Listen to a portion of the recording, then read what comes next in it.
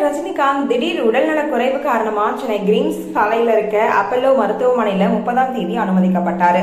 பரிசோதனையில அவருக்கு வயிற்று பகுதியில ரத்த நாளத்துல வீக்கம் இருந்துச்சு அப்படின்னு தெரிய வந்துச்சு. இதுக்கப்புறமா முதுநிலை டாக்டர்கள் அவங்களுக்கு வந்துட்டு ஒரு ஆபரேஷன் கூட பண்ணாங்க. அண்ட் அது மட்டும் இல்லாம இப்போ அவசர சிகிச்சை பிரிவுல அனுமதிக்கப்பட்டிருந்த ரஜினிகாந்தோட உடல்நிலை முன்னேறியதை தொடர்ந்து அவரு இப்போ டிஸ்சார்ஜ் பண்ணிருக்காங்க அப்படின்ற ஒரு அனௌன்ஸ்மெண்ட் தான் வந்திருக்கு. இதை கேட்டவுடனே ஃபேன்ஸ் எல்லாருமே ரொம்பவே ஆர்வமா ரஜினிகாந்துக்கு வாழ்த்துக்கள் அப்படின்னு சொல்லிட்டு எல்லாருமே கமெண்ட்ஸ் போட்டுட்டு இருக்காங்க. அது மட்டும் இல்லாம மருத்துவமனையில் இருந்தப்ப உடல்நலம் பெற வாழ்த்திய அனைவருக்கும் நன்றி அப்படின்னு சொல்லிட்டு இப்போ ரஜினிகாந்த் நன்றி தெரிவிச்சிருக்காரு.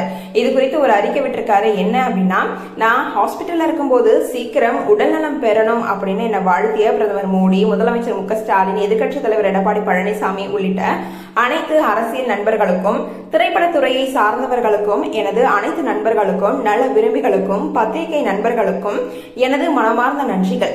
நான் நலம் பெற பிரார்த்தனைகள் செய்த மனமார வாழ்க்கையை என் மீது அளவில்லா அன்பு வைத்திருக்கும் என்னை வாழ வைக்கும் தெய்வங்களான ரசிகர்களுக்கும் அனைத்து மக்களுக்கும் எனது உளமார்ந்த மனமார்ந்த நன்றியை தெரிவித்துக் கொள்கிறேன் அப்படின்னு அந்த அறிக்கையில ரஜினிகாந்த் சொல்லியிருக்காரு.